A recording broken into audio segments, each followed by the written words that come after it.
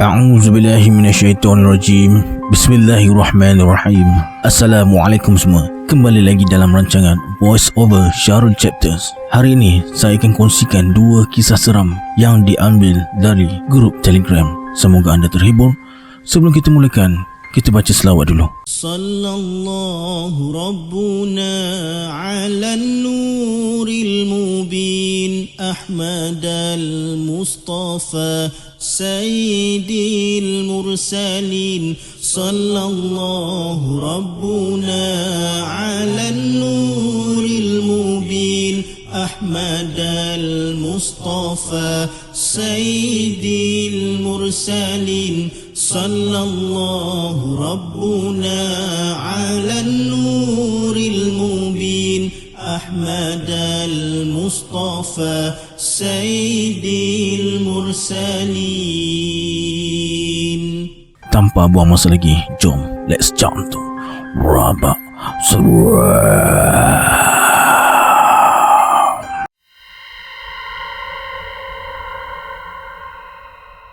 Pengalaman seram yang ingin saya kongsi kepada anda adalah satu pengalaman yang mungkin tidak akan saya lupakan sepanjang hayat. Waktu itu, saya mengikut kawan saya balik ke kampungnya di satu daerah berdekatan dengan Kota Baru, Kelantan. Waktu itu cuti penggal persekolahan dan kebetulan pula musim durian. Menurutnya, dusun datuknya memang banyak pokok durian. Saya terus bersetuju kerana saya memang penggemar durian. Kami tiba di kampung pada petang Sabtu setelah semalaman di dalam perjalanan menaiki kereta api. Sesampai sahaja di rumah, kami telah disambut mesra oleh keluarga kawan saya. Mereka sungguh ramah. Meskipun saya menghadapi kesukaran untuk memahami setiap patah perkataan yang dituturkan. Setelah berehat seketika, kawan saya mengajak saya mandi di sungai yang tidak berapa jauh dari rumahnya. Waktu tu, hari sudah lewat petang. Ibunya melarang kami pergi ke sungai kerana hari sudah hampir gelap.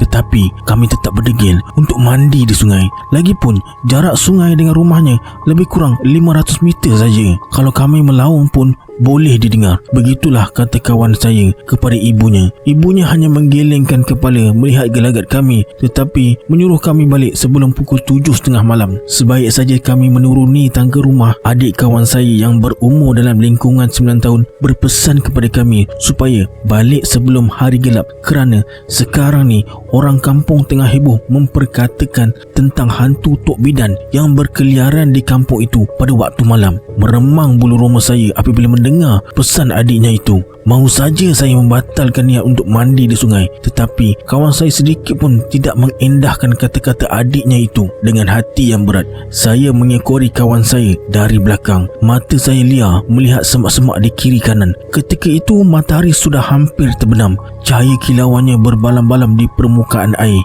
Saya merasa tidak sedap hati, seolah-olah ada sepasang mata yang sedang memerhati gerak-geri kami. Sesampai saja di gigi sungai, kawan saya terus terjun. Kocakan airnya mengenai tubuh saya. Terasa dingin sungguh. Saya turun ke air dengan berhati-hati. Perasaan saya merasa tidak tenteram. Ada sesuatu sedang memerhati kami. Saya memberitahu kawan saya supaya cepat naik dan balik, tetapi saya diketawakan. Katanya saya ni pengecut sangat. Katanya lagi adiknya cuma bergurau saja. Sedang kami leka mandi, tiba-tiba terdengar bunyi sesuatu benda jatuh ke dalam air tidak jauh dari tempat kami. Masing-masing senyap dan berpandangan sesama sendiri. Keadaan menjadi sunyi seketika. Cuma kedengaran suara riang-riang hutan bersahut-sahutan. Bulu roma saya berdiri. Saya menggigil kesejukan. Tanpa sepatah kata, kami berdua berlari naik ke darat dan terus mencapai barang-barang dan berlari ke rumah. Ibunya hairan melihat kami termengah-mengah apabila sampai ke pintu dapur. Adiknya cuma tersenyum menyindir. Saya memberitahu mereka apa yang telah berlaku. Ibunya cuma tersenyum mendengar cerita saya. Menurutnya,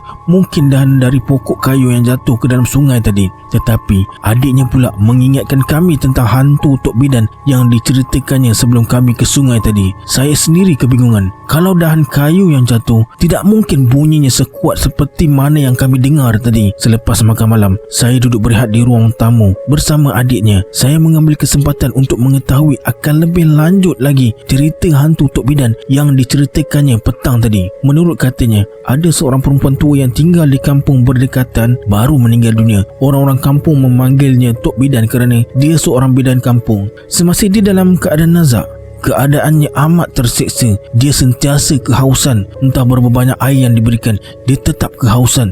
Sehinggalah dia menghembus nafas terakhir. Dia meronta-ronta minta diberikan air. Menurut orang kampung, semasa hayatnya dia telah banyak melakukan dosa seperti menggugurkan kandungan dan melakukan pemujaan untuk meningkatkan lagi ilmu kebidanannya. Menurut mereka lagi, dia ada membela hantu raya. Pernah beberapa penduduk kampung terserempak dengannya meraya-rayau di waktu malam dengan keadaan tubuhnya yang bongkok. Tetapi pada waktu yang sama, ada juga orang-orang kampung yang sedang berubat di rumahnya. Setelah meninggal dunia, orang-orang kampung menghadapi berbagai masalah untuk menguruskan mayatnya. Sewaktu mayatnya hendak ditanam, hujan turun dengan selebat-lebatnya dan liang lahatnya terpaksa digali berkali-kali kerana tanah runtuh akibat hujan yang amat lebat, dan bacaan talqin cuma dihadiri oleh beberapa orang sahaja kerana keadaan cuaca yang buruk pada waktu itu. Pada sebelah malamnya, orang-orang yang lalu lalang berdekatan dengan kawasan tanah perkuburan seakan-akan terdengar suara orang sedang meratap disertai dengan bau yang amat busuk. Pada malam yang sama juga, beberapa buah rumah telah diketuk pintu berkali-kali dan apabila dibuka, tiada sesiapa di luar. Jika dibiarkan, ketukan pintu menjadi bertambah kuat dan bau busuk memenuhi ruang rumah. Badan saya terasa seram sejuk apabila mendengar cerita adik kawan saya itu. Jam baru menunjukkan baru pukul 10.30 malam. Keadaan sekitar terasa sunyi, cuma bunyi cengkerik dan jam dinding yang kedengaran. Mata saya pun sudah terasa berat. Kawan saya sengaja mahu menyakat saya. Dia suruh saya tidur di dalam biliknya, manakala dia pula tidur di ruang tamu. Saya terus tidak bersetuju, apalagi setelah mendengar cerita dari adiknya sebentar tadi. Katanya dia cuma bergurau. Kami sama-sama tidur di dalam bilik. Tempat saya bersebelahan dengan daun tingkap. Oleh kerana terlalu mengantuk, saya tidak peduli, asalkan dapat tidur. Entah pukul berapa, tiba-tiba saya dikejutkan dengan bunyi ketukan halus dari luar daun tingkap kayu di sebelah saya. Saya tetap pejamkan mata, tetapi jantung saya berdegup kencang. Ketukan tadi menjadi semakin kuat disertai dengan bau seperti bau bangkai yang teramat busuk. Saya tahan nafas dan berpaling dari arah daun tingkap. Saya cuba kejutkan kawan saya, tetapi dia tiada di sebelah saya. Mungkin dia tidur di ruang tamu. Jantung saya semakin berdegup kencang, peluh sejuk membasahi tubuh. Daun tingkap terus diketuk dan digoyang-goyang. Saya menjadi kaku. Tiba-tiba saya terdengar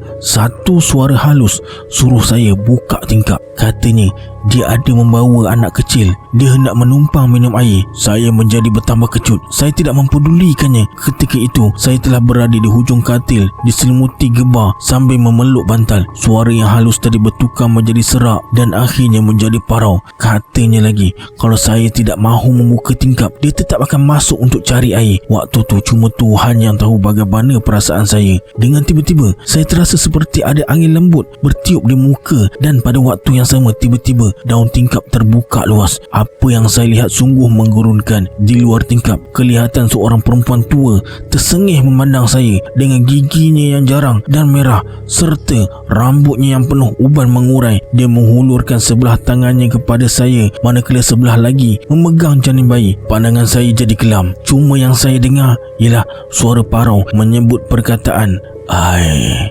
ai, ai, ai berkali-kali.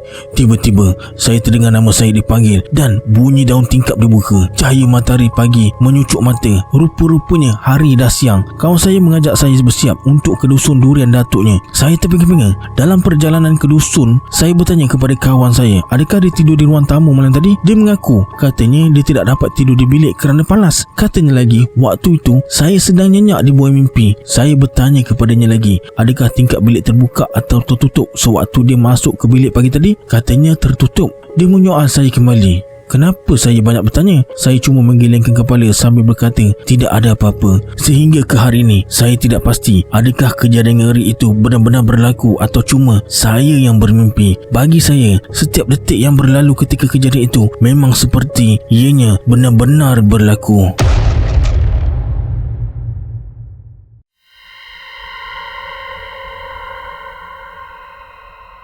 Kisah yang saya kongsikan ini merupakan cerita sebenar yang berlaku kepada diri saya sendiri. Cerita kali ini adalah pengalaman pertama saya ditakutkan ataupun diganggu oleh makhluk halus. Kisah ini berlaku semasa saya dalam darjah 3 pada tahun 1996. Pengalaman yang tidak pernah saya lupakan. Seram atau tidak, itu terpulang kepada anda. Kisah ini berlaku ketika saya bersekolah di salah sebuah sekolah di Selangor. Menurut cerita kawan-kawan yang saya dengar tentang sekolah itu, kononnya tapak sekolah itu merupakan bekas pejabat tentera Jepun. Saya lupa kem atau pejabat yang penting berkaitan dengan tentera Jepun. Banyak cerita pasal hantu Jepun dari abang-abang dan kakak-kakak senior diceritakan kepada saya. Maksudnya, sekolah saya ni agak keras. Kisah hantu Jepun berkawat lah, hantu tak ada kepala lah, dan kisah hantu dalam tandas. Semua adalah cerita dari pengalaman pelajar-pelajar yang pernah bersekolah di situ. Dan cerita saya ini adalah tentang tandas yang memang dikatakan berhantu. Nak dijadikan cerita, petang itu masa terakhir sebelum pulang, cuaca mendung, langit dah gelap. Walaupun masa tu hari masih awal, dalam pukul 5 petang. Cikgu ada je dalam kelas, tapi dia suruh kami buat kerja sendiri kalau dah habis buat latihan yang disuruh.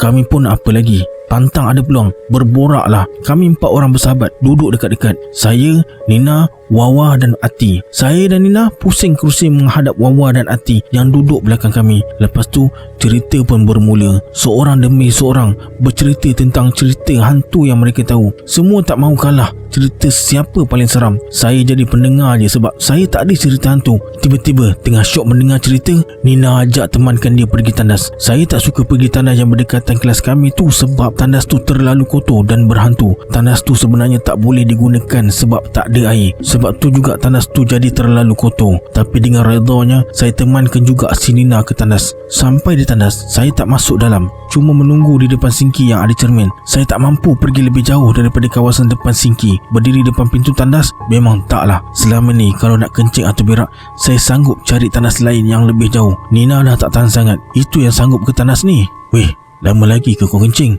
Busuk gila. Cepat sikit. Kejaplah, tunggu aku tau. Jangan tinggalkan aku. Saya sebenarnya dah rasa tak sedap hati menunggu lama-lama. Saya rasa seperti ada yang memerhati. Macam ada orang lain selain kami dalam tandas ni. Sedangkan dalam tandas ni, mana ada orang lain selain kami berdua. Tandas ni hanya akan ada ramai orang bila masa tukar baju untuk PJK beramai-ramai je. Orang tak berani pergi tandas ni seorang diri. Menurut cerita Wawa, kalau pergi tandas ni seorang-seorang, ada yang datang meneman. Buka paip simki, buka pilih air dalam tandas, ketuk pintu. Paling seram bila tiba-tiba ada orang mula kira pintu. Lepas tu cakap dia tahu kau ada dalam tandas. Bila tengok tak ada orang pun dekat luar tandas tu. Sedang saya ketakutan menunggu Nina, tiba-tiba saya perasan seperti bahu baju sekolah saya terangkat. Masa tu saya tengah menghadap jubin putih dinding tandas. Saya nampak melalui pantulan di jubin putih tu, bahu baju saya sudah terangkat menghampiri paras telinga. Dan yang membuatkan saya bertambah seram adalah siapa yang angkat bahu baju saya. Bahu baju saya seperti terapung di udara sebab tak ada benda pun yang pegang bahu baju saya tu. Terkejut bercampur takut, saya menghadap cermin untuk kepastian dan kali ini nampak dengan jelas bahu baju saya semakin terangkat seperti ada yang menarik dari atas. Nina yang baru keluar dari tandas pun ternampak dan terkejut, lalu sebut nama saya dengan nada ketakutan. Kami berpandangan dengan muka saling tak percaya campur takut dan menjerit dengan serentak sekuat hati. Tanpa membuang masa, kami pun pecut balik ke kelas. Kelas kami dengan tandas dekat je, cuma dipisahkan oleh tangga dan sebuah kelas, tapi terasa sangat jauh, macam tak sampai-sampai. Kami masuk kelas tergopoh gapah. Cikgu cuma memandang kami pelik, tak tegur pun kenapa kami berlari masuk kelas. Saya yang masih ketakutan terus duduk di tempat saya dengan tercungap-cungap. Kawan yang lain keheranan dan bertanya apa yang terjadi sebab muka saya nampak pucat. Saya tak dapat bercakap, masih terlalu terkejut dan takut. Nina yang menceritakan kepada yang lain apa yang berlaku. Wawa cakap hantu yang angkat baju saya tu hantu susu. Hantu itu akan angkat baju orang sampai orang tu tercekik, macam orang yang gantung diri kalau nak bunuh diri tu. Macam itulah keadaan yang hantu itu nak buat. Saya bernasib baik sebab saya cepat tersedar. Bila saya dah kembali tenang, saya pun mula bercerita apa yang terjadi. Tak lama lepas tu saya berpindah sekolah, bukan sebab kes hantu dan cekik, tapi mengikut keluarga berpindah balik ke kampung halaman di Sabah. Sehingga sekarang saya tak pernah lupa pengalaman pertama saya ni. Banyak lagi pengalaman yang lain saya lalui. Rupa-rupanya pengalaman ditakutkan hantu susu itu cuma permulaan kepada perkara-perkara lain yang berlaku dalam hidup saya. Ada pengajaran sebenarnya bila difikirkan balik, iaitu pentingnya menjaga kebersihan kerana tempat yang kotor adalah tempat bersarangnya segala makhluk halus. Okey, sekian saja 2 kisah seram yang dapat saya kongsikan hari ini. Ingat, kisah-kisah yang saya ceritakan tadi hanyalah hiburan semata-mata. Terpulanglah kepada anda ingin mempercayainya atau tidak. Kita berjumpa lagi di video akan datang. Saya Syarul. Assalamualaikum. Adios.